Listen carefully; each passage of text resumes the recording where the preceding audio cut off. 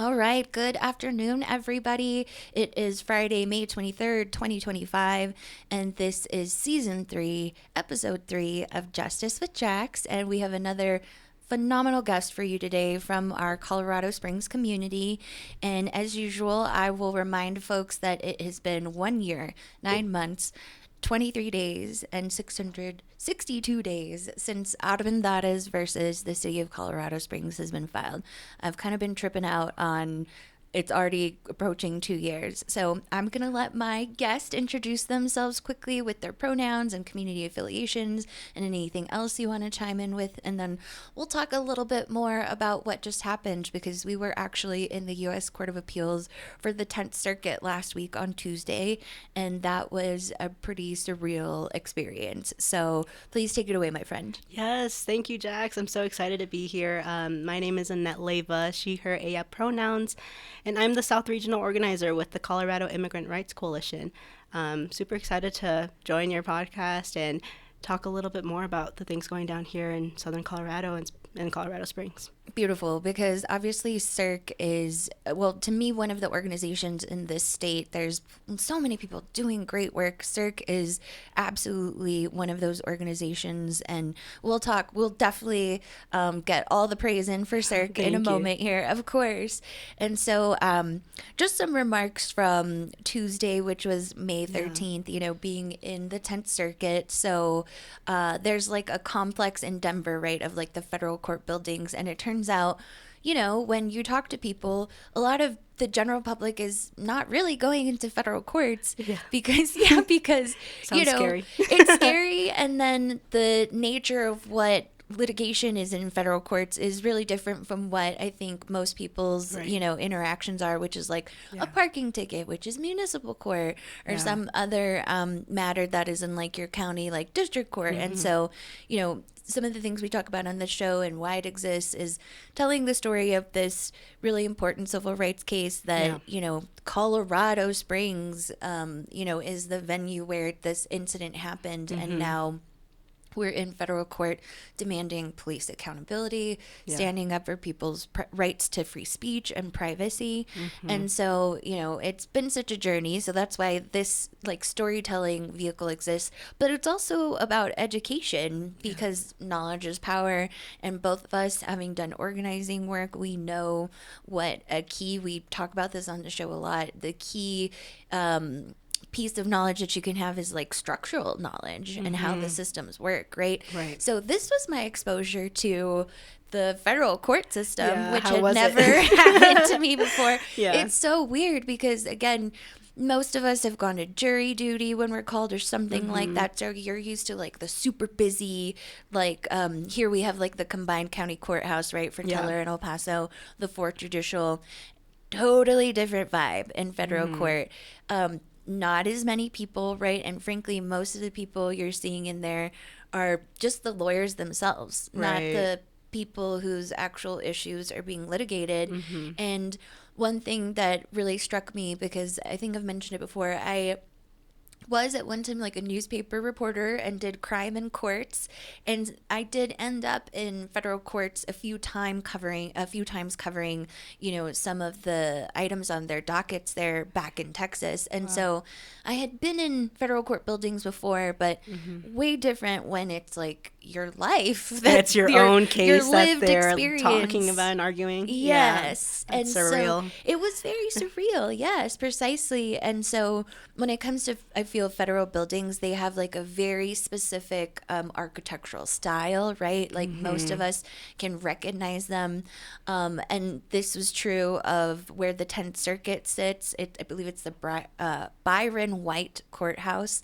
And so it's like this, I think it's built to invoke like awe and like grandeur and like respect, right? Yeah. But to me, there's also a tone of it. It's like a little bit imposing because it's like we're big and you're small. Yeah, this is the government building, the federal government building, right? Precisely, and you're an individual. Yeah. So so it like kind of reinforces that, and like we know that how places are built can reinforce those things, right? For sure. Yeah, So, make our people feel unwelcomed in those spaces. feel something, right? Yeah. Depending on how you build it. Exactly. Yeah. Yeah, and that's, my hot take on it.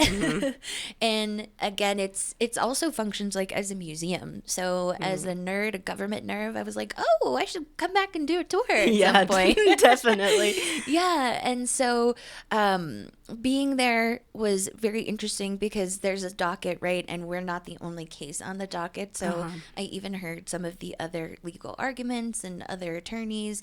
So just, interesting for someone, again, who this is something that I am passionate about. Right. Justice, go figure.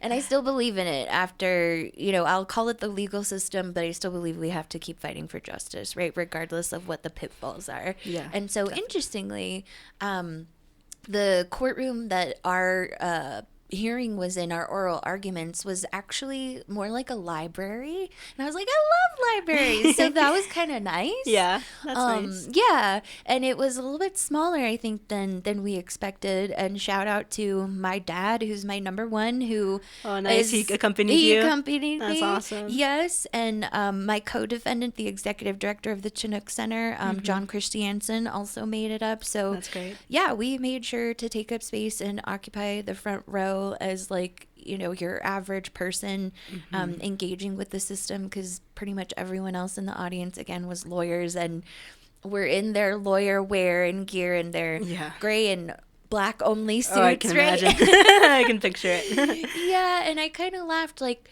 at the end of the day, we're human beings, right? And let's not like lose sight of that. And so interestingly, all the counsel that spoke were women, and that includes the defendants, right, which is the city of Colorado Springs. Their city attorney was there, and then there's a attorney for the U.S. government, actually. And that attorney, I understand, she only deals with like the 10th Circuit. She's like on the appeals beat, so to speak. Yeah, like just continues to defend that's the government. Her specialty in that court. That is what I understood. Yeah. And so I saw her in the bathroom, and as anyone who has to wear those stuffy suits knows, sometimes you need to do like a little sweat check, right? A little refresher. Yeah. And I saw her, this big badass attorney for the U.S. government in the bathroom, because we're both women, doing her sweat check, and I was like, I get it, girl. Yeah, and that's crazy. They're the attorney arguing essentially against my attorneys and against our arguments for protecting privacy and justice and free speech, and just happen to see you in the bathroom. And I bring that up because I appreciate the reminders through this process of like, again, the humanity of it all, right? So besides meeting my attorney or the opposing attorney in the bathroom, there are other important things that happened. Yes. What else? But and at the time I didn't realize she was the opposing attorney, so no conversation was exchanged or anything, right? That just to be clear. But other than that, very interesting, because it's actually a 3-judge panel that is hearing the oral arguments. So I would say, to me, one of the most notable things, I was really, really glad to see them actively listening, active questioning, and just it was clear that they were, trying to do their jobs. That's good. That's like reassuring, that's what you want to hear, right? That's part of what I came up there, because there was also a link. The court allows live listening. They stream all their stuff. Pretty cool. But it was very important, I think, to us to be there in person, because there's the element of it, like the energy, the body them language, seeing you and you seeing them. Yes, all of that really mattered. And so I think, without, disclaimer, which I haven't done in a while, not an attorney, so I have to make that clear.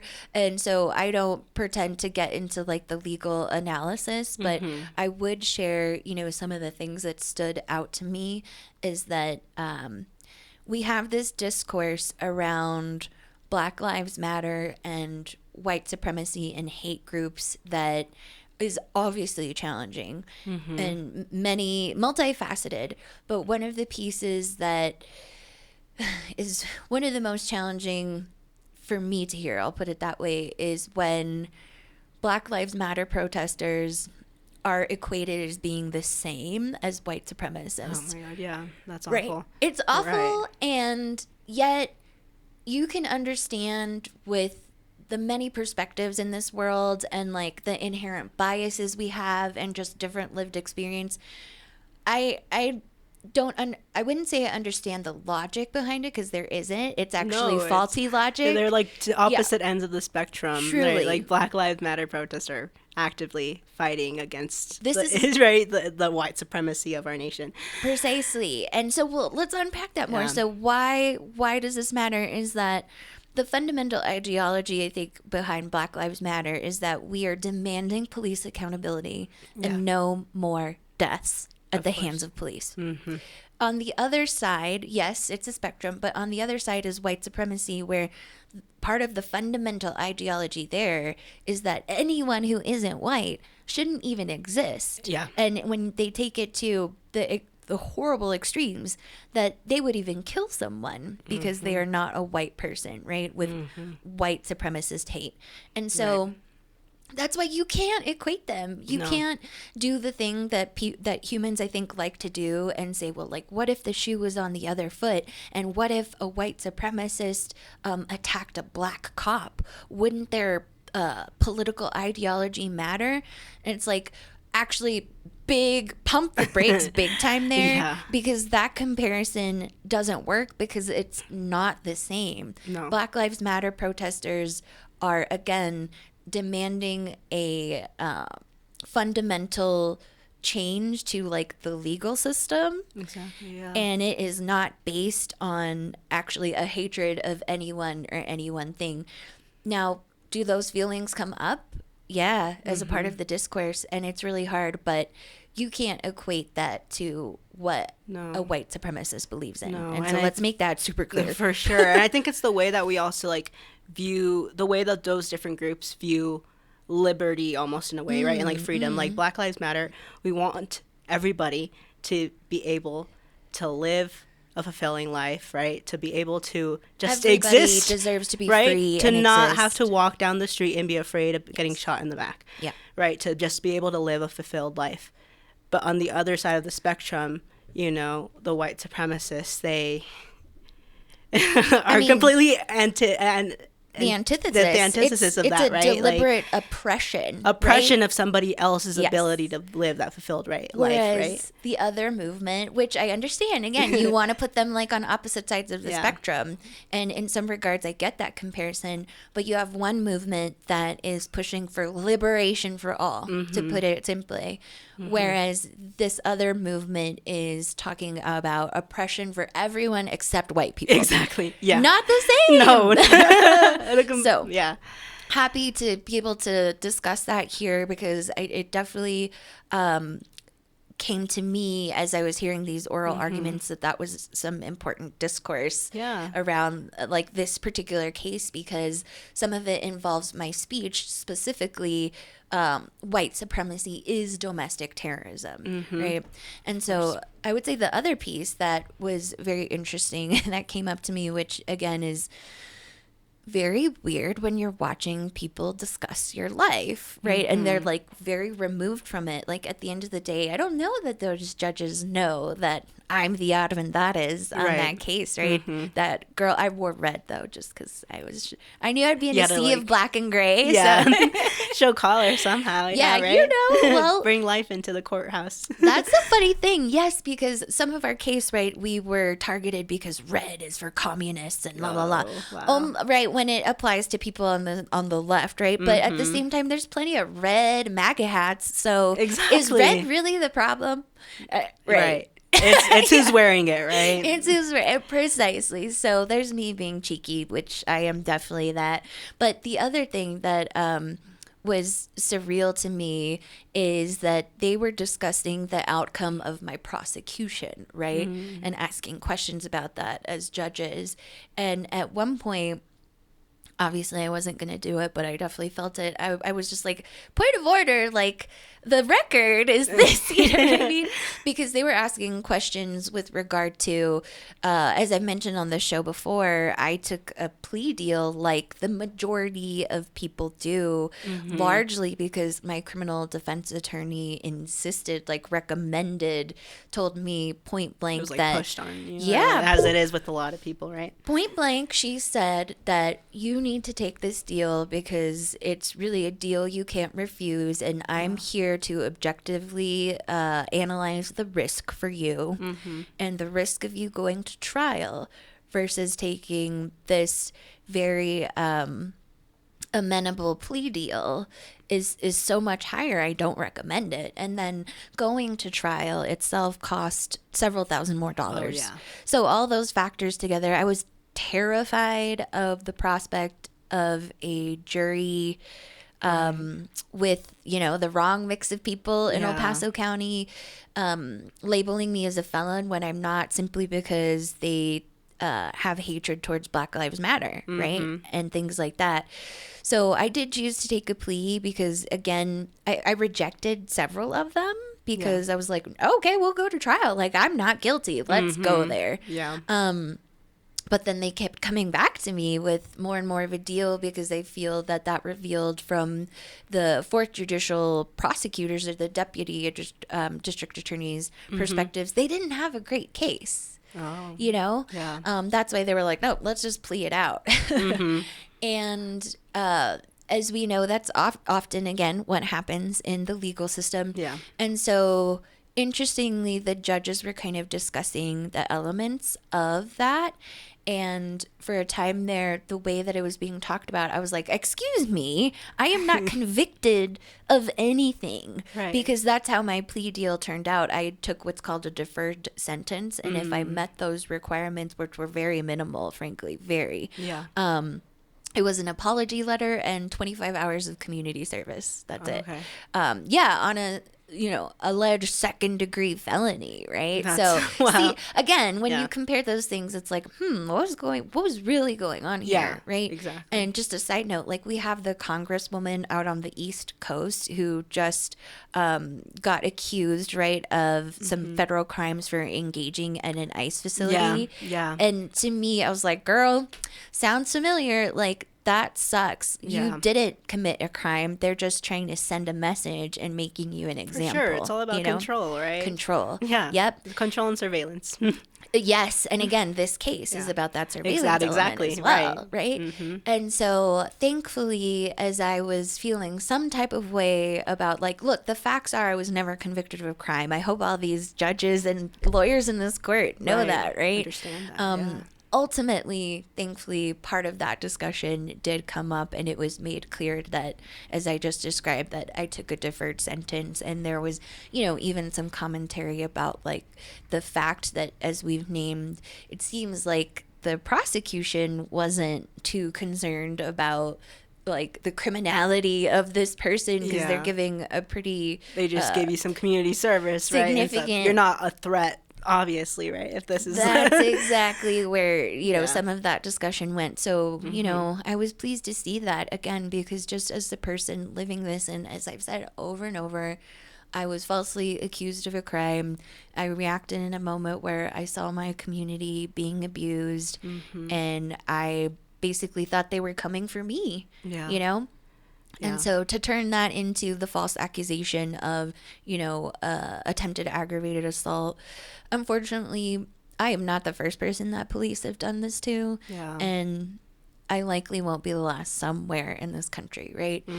And so moving forward with, that's why another layer of this case being so important is that accountability piece that I am really, as a resident of this community, like, not doing this for my health or mental health. I'm sticking with this because thankfully there's an amazing institution like the American Civil Liberties Union of Colorado who sees the merit of this case and these arguments to freaking, like, protect our democracy. Yeah, for you sure. know, so that's worth sticking with it. I'm continuing to push it. So quickly, that's good. Thank you. What happens I'm happy next? to hear that. Yeah, thank you. There's still more, right? Now we're really at the part of, if you've been in the legal system, there's usually a piece of like hurry up and wait. So you got like super hyped to do the thing, show up before the judge because it's big and scary. And then it's like, and now you gotta wait for so long. Yeah. And so the way the system works is that one of the judges on that 3-person panel will be selected to write the opinion after hearing both sides' oral arguments, because we are asking for an appeal, right? And saying that, no, this needs to be looked at again because it's such a consequential case to our democracy. So other than that, there's any number of outcomes that could happen because these are complex arguments where that 3-judge panel can dig into each one if they want to, or they can be more general. And so they kind of have the discretion to like... They do as judges, right? And they don't have any deadlines to give. They don't? No, there's no deadlines. They can take their sweet time. They can take their time if they desire to. Right, yeah. So we'll see how that goes. My understanding is, it can vary, but shouldn't take, I hope, painfully long. That's good. Right? Yeah. But that's what we're waiting for, is the opinion from those judges, and then we'll see kind of where the case goes in the system next, essentially. Right. Yeah. Yeah. That's good to know. So the journey just continues. Waiting and continuing to... Yeah. Well, that's good. And I hope it's an important fight. And I'm happy to be here and to continue to expand on like these issues of surveillance and privacy, because your case, is so important to protecting our democracy when it comes to that. But like you're saying, it's unfortunate, right, that you're not the only person that this has happened to, right? And that is continuing to happen, especially right now with our immigrant community, and particularly here, especially in Colorado Springs. Right? And that's something our amazing guest on the previous episode, we talked about the dynamics of like the social and political culture here, right? With the mayor saying, we want more raids.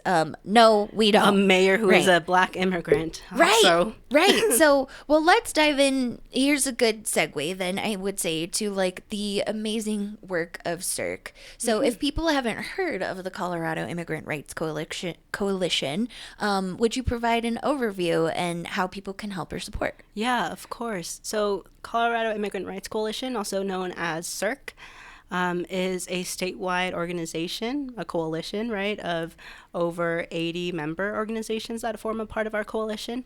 We were founded back in 2002, so we've been around for a minute.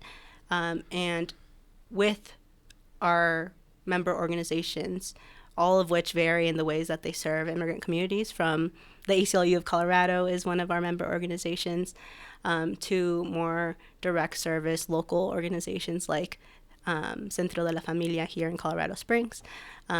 We work with all of those member organizations to make Colorado a more pro-immigrant state, right? And we do that through organizing legislation and advocacy, and also just building up the leadership capacity of our directly impacted immigrants, right? And that's something that's super important for us, is being led by our directly impacted immigrants, and helping them develop into leaders, right? And when we were talking about the courthouse and like just like the feelings of buildings, right? And the energies of these institutions, it made me reflect on that, and how part of my job as an organizer is helping build that bridge between community and these institutions, and helping them feel and know that they do have a place in those institutions, right? Absolutely. And should be a part of the conversation. And so, that's a little bit about CIRC. We also help run the Colorado Rapid Response Network, which right now is a 24/7 hotline that anybody throughout the state can call to report any ICE activity. And then we have volunteers who are trained to be they're called confirmers. They go out to the site of a reported ICE activity to confirm whether or not it's ICE, and if it is ICE, provide know your rights information to folks there. And so that's a way that folks can get involved right now, is by helping support the Colorado Rapid Response Network. If you want to find out more about CIRC, you can go ahead and check out our website, which is coloradoimmigrant.org. You can also find us on social media, Facebook, TikTok, Instagram, with the same handle, Colorado Immigrant. And the number for the Colorado Rapid Response Network is 1-844-864-8341. Awesome. We will definitely put a link. Sometimes it's called CORN, I think. Yes, CORN is like the short version, right? Okay, yeah, the acronym. And so, as a matter of fact, one thing that I super appreciate about you is, like, it's clear I'm a longtime fan of CIRC. And we had a badass Southern Colorado organizer, Naida. Yes, Naida. She's now our organizing director. Exactly. Yes. And she was here for years. And then as soon as I, proudly saw Naida moving on up, I was like, okay, who's the new person? I've got to meet them. And so I was so grateful to meet you, and Thank you. equally Yes. badass. And one of the things I admire is really your area of organizing is quite large, isn't that right? It's Yes. Southern Colorado. Yes. So will you give people an idea of kind of that scope for you? And then I'd like to talk about, we definitely had some ICE activity that was very prominent recently in Colorado Springs. So we want to talk a little bit about more about that we too. can definitely delve into that for sure. Like I said, Colorado Immigrant Rights Coalition, CIRC, is a statewide organization, and so we serve the whole state, mainly through our regional organizers. And so I'm the regional organizer for Southern Colorado, which is a pretty large area. I am based in Colorado Springs, and I organize in Colorado Springs, but also in Pueblo. My border goes all the way south down to like Trinidad. And then all the way east, basically to the border of Kansas, we have some members out in like Lamar. Absolutely. And so it's like a big portion of Southern Colorado. It also includes like the San Luis Valley. So the main areas I organize in are like the San Luis Valley, Trinidad, Pueblo, Lamar, and Colorado Springs, of course. Mad respect. I have had a similar territory. That's why one of my immediate bonding points is like, girl, that's a lot of ground to cover. It's a lot of ground, yes. Yeah. And a lot of different environments and each of those communities. Each community, is different. Precisely. And has its own unique needs. And dynamics for sure. And I think what's important about the areas you named too is, I don't know if you find this, but I think people may not always it may not always occur to them that those areas are where immigrant families and communities are. Because guess what? They're like getting food to us. Exactly. And they're working the farms in the San Luis Valley, right? And like folks don't know. And I mean, I personally, I was born and raised in Denver. And so I also was somebody, a city girl who didn't know much about the rest of the, much about the rest of the state. But like in San Luis Valley, there's a big indigenous farm worker population of immigrants. Same in Lamar, right? There's a lot of farm workers there too. Exactly. And I think folks just don't understand that here in Colorado. I think we think about like the farm workers in like California, right? Or like these other areas, right, yeah. But don't understand that here in our state too, we have a lot of immigrant farm workers. Yeah. Exactly. And it's not solely folks who are refugees escaping, the violence in their country from Venezuela or whatnot. There's a lot more, like, as we've talked about, not a monolith, our populations. No, definitely not. Yeah. So thank you. And speaking of some of the action that we've seen recently, we talked about it on the last episode as well. There was really what I would describe as a multi-agency raid, right? And part of what we said was that, frankly, it seems like the presence of the Drug Enforcement Agency there, I think that's what the A stands for, was kind of the umbrella to really hold what was an immigration raid. Yeah. Right? Right. And that is disturbing in itself. And one of the other disturbing parts where there's kind of emerging news reports where Annette, whatever information you might have or insights, I think would be great to share with people. But I think some of the emerging information and the disturbing piece of it has been, okay, so they took this big action. So where are all the people? Where are all the so-called arrests or, accusations at least, right? And what so that was something that was really notable to me, because I feel like typically law enforcement, they love to toot their own horn. And so they send out those giant grids of like mugshots and be like, here's all the... And their charges, right? And, precisely. Yeah. And let's, as we always remind on this show, you know, the so-called, the violation of crossing without documentation is largely in many cases akin to what like a traffic ticket or a parking exactly ticket it's a civil violation, right? It's equivalent to jaywalking. Like immigrating on its own is not a criminal offense. Precisely. It is civil, right? And yet we have this narrative that is criminalizing it as like harmful and dangerous, right? It's just an attempt to link the immigration system and the criminal system, right? And an attempt to surveil. It is an attempt to control this population, right? And something concerning about the raids too is they are basically mass raids that justify racial profiling under these pretenses of public safety, right? And we know that, one, it does not increase public safety, right? Personally, I don't know anyone who's feeling safer. Who feels safer because there's ICE with raids. Knowing that and also that our local police collaborate, like was present, right? And that they, like imagine anybody, I can imagine like goes clubbing, right? Yeah. And you get kicked out of a nightclub with guns to your head, like that. Traumatizing. It's a really traumatizing event. And then we've heard different stories and seen people with bruises, people being stomped on.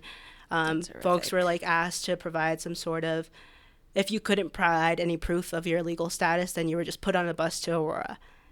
That's terrifying. Do you carry your passport with you? Like, no, I don't know. I don't personally carry my, like, who carries proof of their citizenship? I think any regular person doesn't. But then also, how are you then justifying that like, we know that it was just racial profiling, right? Like, what other means are there for to proof like of citizenship? Right. This seems like it's not so much about the other criminal allegations. Yeah. What other criminal allegations? Because then what are the charges? We haven't really seen any charges come out of all these people that were, except for one person who is actually a soldier at Fort Carson. Exactly. Awkward. Yeah. And well, that's one of the, as I understand it, the emerging pieces of information. I believe it was the Pikes Peak Bulletin that recently reported it, that allegedly there's 86 people from that raid in an Aurora detention facility, but they're not under deportation orders. And that really, really concerns me, and it should concern everyone. For sure. It, again, my own words, which disclaimer on this show, right? We all are, these are our own opinions unless explicitly stated otherwise, is I have great empathy because I know what it feels like to basically be like kidnapped by police, and really how much that fucked up my head. That traumatizing I can only imagine. I haven't personally. Right. And in my case, I demanded to see their warrants and stuff right right? Like, your rights. You knew your rights. Yeah. And that's why it's so important, right? Know your rights. Yes. Yeah. And you, speak English and have these the privileges that I have. And so when I think of people who've been put in this situation, it basically is like, God damn it, like, they got kidnapped, they got abducted, like, we don't have information about the charges they're facing, who they are, so on and so forth.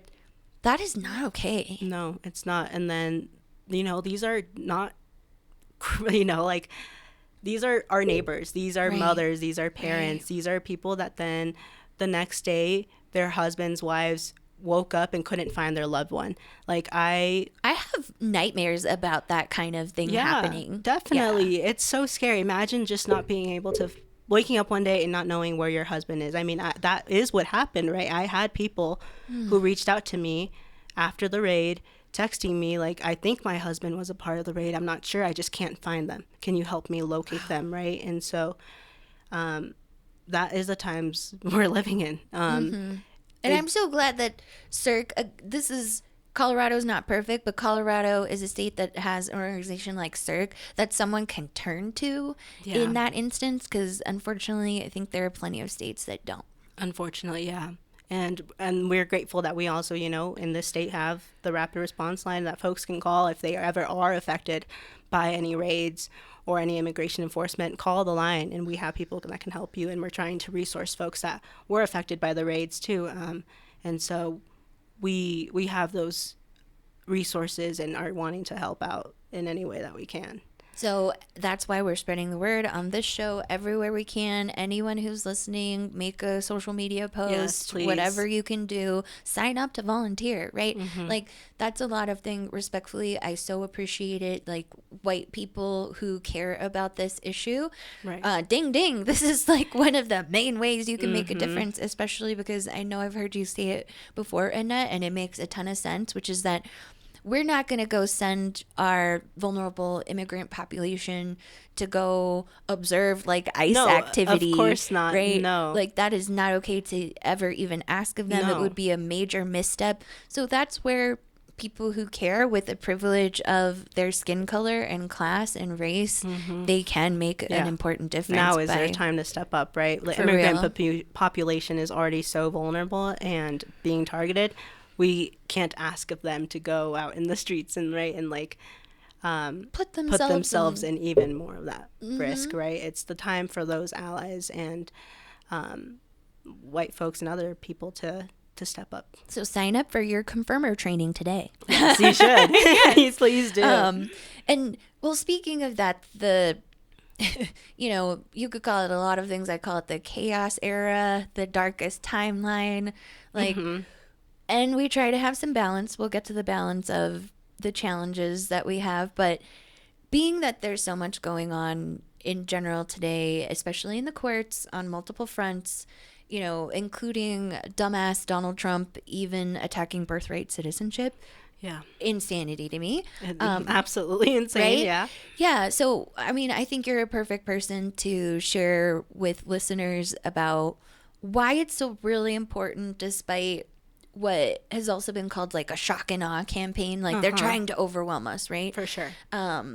Why we still have to really keep focused on continuing to push for addressing this country's broken immigration system, right? Yeah, that to me is foundational. And I feel like it's hard. It's tough for people to keep that in mind when there's when there's kidnappings in the streets. Like, that's the most pressing thing, right? But I agree with you. Yeah, we have to not lose sight that at the very root, at the foundation of our immigration system, it is flawed, right? Like, at its conception, it's been flawed.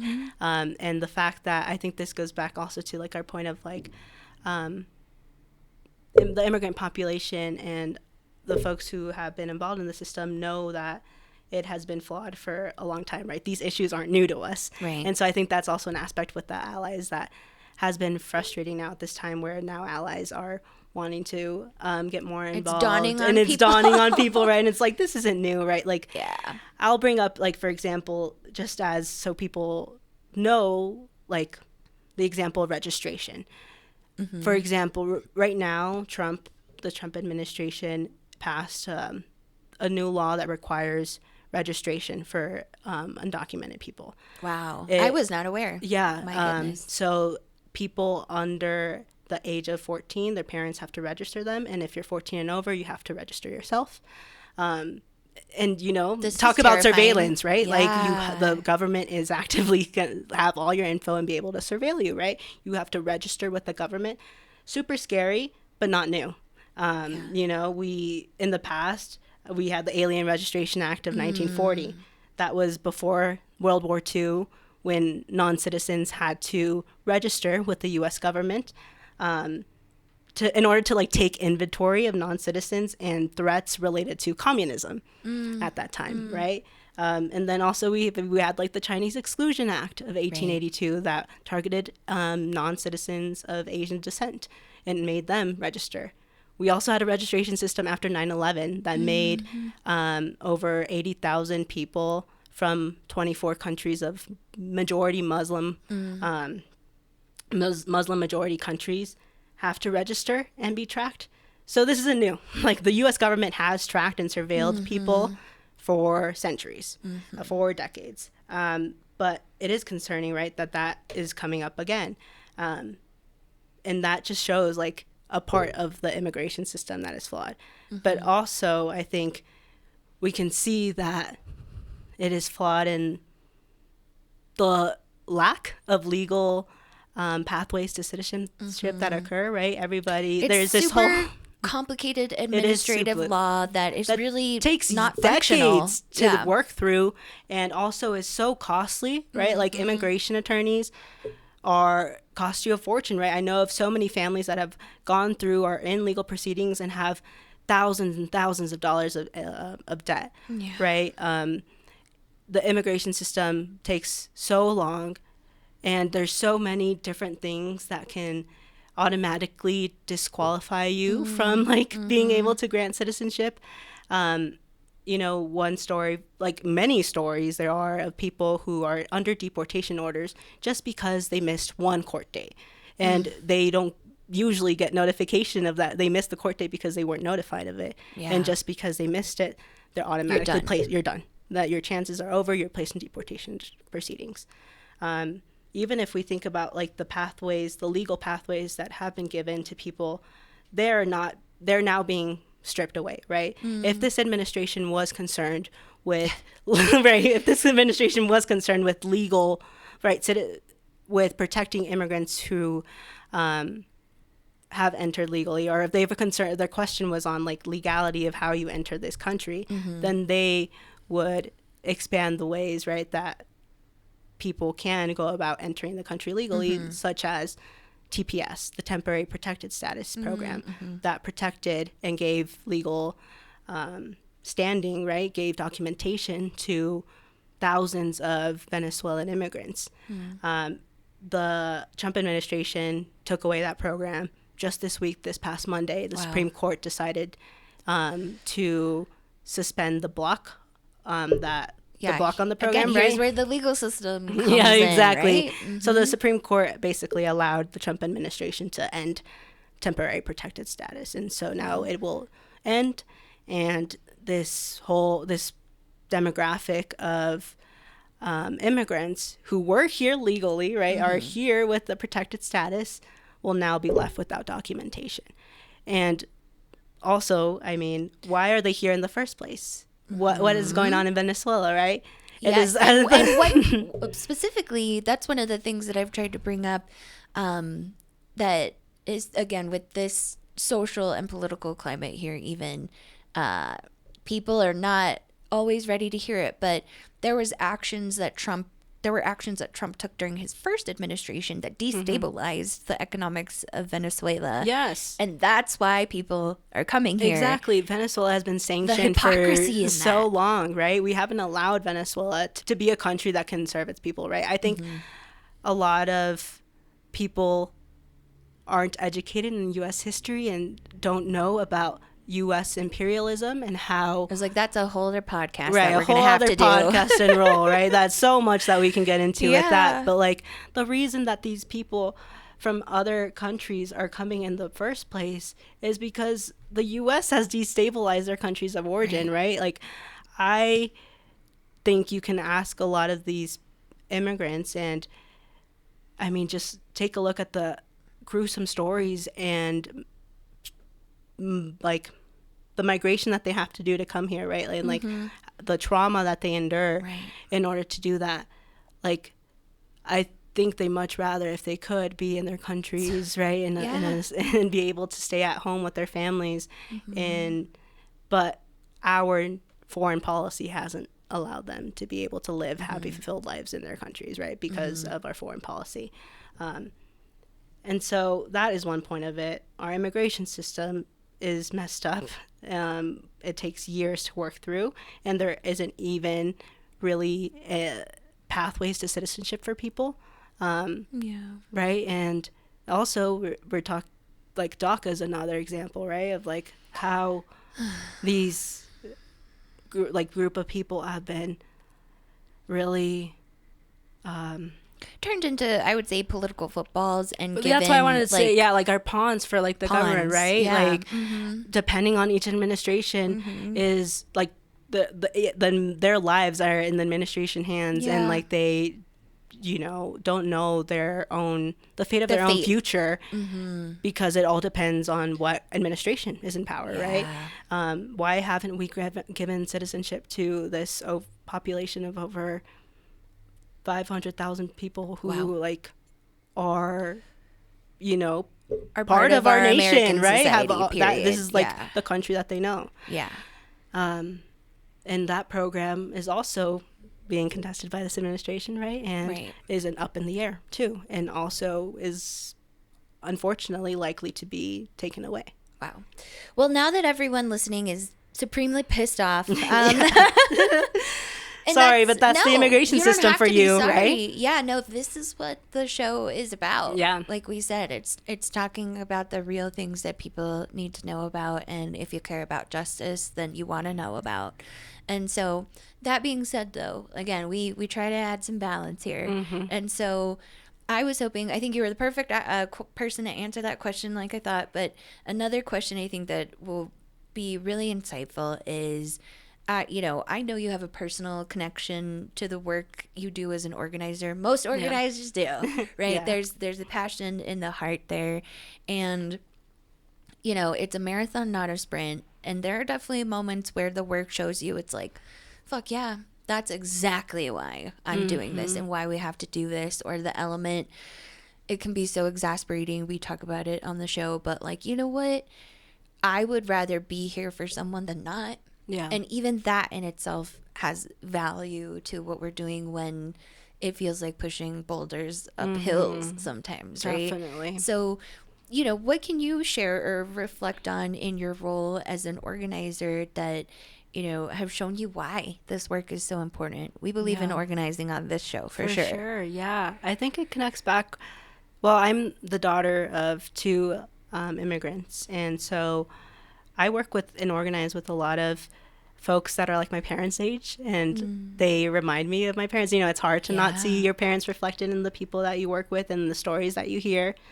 And so I do it in a way to advocate, as if I were advocating for my parents. But I mean, thankfully I have the privilege that my parents do have citizenship, and I do too. But there is a point when that wasn't the case, right? And we have family and friends who aren't citizens, are undocumented. And so I just see it as advocating for my community, right? And Definitely. Using the privileges that I have as someone who is educated, speaks English, is a citizen, to try to advocate and uplift their voices, right? And as I mentioned before, a lot of my role is building that bridge and helping them know that they are deserving of advocating for themselves, that they have the right to do that, that they, helping them find their voice and using it in whatever way they want. And knowing that even if they go through traumatizing situations, right, and interact with the system, that they can take that experience and use it to advocate for themselves and others. And I think every day seeing the different headlines that are coming out of this administration gives me fuel to know that the work that we're doing is meaningful, right? Knowing that every little thing that I do is helping in some way. And it's hard to see that impact, especially as an organizer, that it gets exhausting. It is exhausting, and it's hard to see that impact. But I think we have to map out the impact, right? Part of my work right now a lot is doing Know Your Rights in the community. And it can feel like I'm not doing much when I just go and give Know Your Rights presentations, and yet I still see my community being detained. Yet I still see these raids happening and these kidnappings happening. David versus Goliath kind of feelings. Exactly. Yeah. But then we hear stories, there was a story of a person who had ICE officials outside of their house and called the rapid response line, thankfully, right? And I knew their rights, right? Knew that they shouldn't open the door right away, and We know that can prevent some detention, right? And knowing our rights can help us prevent ourselves and protect ourselves.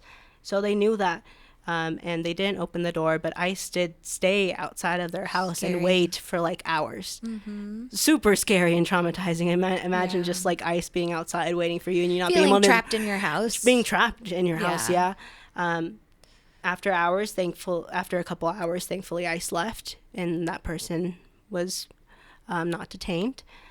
And so even though I feel like it's so disappointing and disheartening that this is happening in our country and that person had to even go through that traumatizing event, I'm grateful that through our advocacy, right, there's been an impact in the public education of our rights, right, and that person wasn't taken away. It's just having to find solace in those small wins, right? Like one less person detained in that situation. When people were reaching out after the raid, right, I felt super like paralyzed, like what do I do about 100+ people were, detained in this raid, taken our community in this militarized way, right? Seeing these tanks and weapons around that area, like it felt very overwhelming about how do we respond to this. But like I mentioned before, right, some people were reaching out to me just wanting to know how to find their loved ones. And so me sending a guide and links and like talking this person through how to navigate the the online detainer system. Yeah, can't even imagine. For me, in the moment, sometimes it feels like it's not a lot, right? Like, what did I do? I just shared a link. The constant existential crisis of an organizer. Yeah. Like, it's never enough. Never enough, yeah. But that link helped this person find their... It mattered to that person. It mattered to the person, right? It did. In the panic of not knowing where they are, I helped that person find their loved one. It's unfortunate that it wasn't detention, right? But it did something. And so it's just that trying to every day do something, right, that is fighting against this fascist regime that we have now. To move towards balance even, right? Because it's so lopsided right now. And that's why, again, one of the common themes on this show is balance, because like we go pretty hard on the real stuff, right? But that being said, we also want to uplift, like, take those wins where you get them, right? Exactly. And so I'll segue into one of our regular questions is for more balance, like, what's good in your life? Yeah. We like I love that. The attitude of gratitude, because, man, like, shit can really go down in our lives, right? But there's definitely value in, again, stepping back and looking at the wins you can claim and the good that you can find. Yeah, I definitely appreciate that question, right? Because with everything going on, it can be so hard to find the light at the end of the tunnel, right? And find that gratitude. But as an organizer, at this time, I am trying to approach this work more from a place of gratitude and joy. And there was a guilt, right, that was associated with that of like, if I'm not stressed and have the same anxiety as the people I'm organizing with, there was almost like a guilt with that. Right. But and this is a continual process, right? Something I'm still like working on. That's why it's good to talk about, right? Yeah. Where I'm trying to come from a place of I feel at peace and I feel happy and I want everybody else to feel that way, right? I want the community that I'm working with to be able to have the happiness and peace that I approach the work with. Not saying that that's how it goes about yet. That's my intention and my goal moving forward, right? It can be hard to approach that. But with that in mind, I mean, I'm really grateful for the life that I have here in the Springs. I have a wonderful partner whose name is also Jax. A wonderful partner and cat, Luna. And I really love the life that I'm creating with them. I also love the fact that it's summertime now, or about to approach the summertime. So much more green around, so much right? more green. And Colorado Springs, really, I mean, we talk a lot about how bad it is politically, because we love right? it. Because we love it. It's so beautiful, right? Yes. Like, I really do love this place as the land, right, and the place here. Absolutely. It is a beautiful place, and I love looking at Tava every morning. I am really looking forward to being able to just go out and be in community more now that it's getting warmer, being able to enjoy the outdoors more. And my birthday's coming up, and so I'm looking forward to that too. Happy early birthday. Thank you. Hell yeah. Well said. There is beauty that can be found around us despite the noisiness of it all. Yeah, let's say. And it's hard, but we have to remind ourselves, and I, have to continually remind myself that the people in Palestine still laugh. Free Palestine. Free Palestine, right? They still find moments of joy. Yeah. Our ancestors found moments of joy and peace, right? And joy is a form of resistance, It is. It truly is. And so I need to and hope that we all continue to remind ourselves of that and have those places to build community and joy. And at CIRC, we're going to have a movement building weekend in August. And cool. I'm hoping that'll be a good time to get a lot of our directly impacted leaders together in a space of community and to have a time the to healing that the you healing, find there. yes, Absolutely. and joy, because they deserve it so much and they need it a lot right now. And that's also part of the work that I really deeply enjoy, being able to be in community with these incredible leaders, and a lot of them women. Yes, exactly. Women, immigrant women who are really paving the way. And they really inspire me every day, right? I'm really new to this work. I've just been an organizer at CIRC for, I just turned a year, actually. That's right, huh? Yeah, that's so crazy. I'm really new. And I really get motivated by being around those leaders and seeing that even though they've gone through such traumatic situations and have had to navigate these systems, they still advocate for the communities, right? They still show up, and even more so because of that, right? Because they know the importance of it. The motivation. The there, motivation behind it. Absolutely. Well said. And so, thank you for the joy that you bring to my life. Oh, thank you. Through your friendship and all the really important work that you do. Yeah. I so appreciate you. Thank you. I appreciate you. Of course. Yeah. So this is the fun part where we get to wrap it up and let people sit with all those very insightful thoughts we just delivered. So here's where I get to say episodes of Justice with Jax are recorded as a member of the Studio 809 Podcast Collective at the Nexus Community Co-working Space in downtown Colorado Springs. Remember to ask yourself 2 questions. Who's telling your story, and how are you being the change you want to see in the world today? This is Justice with Jax, signing off.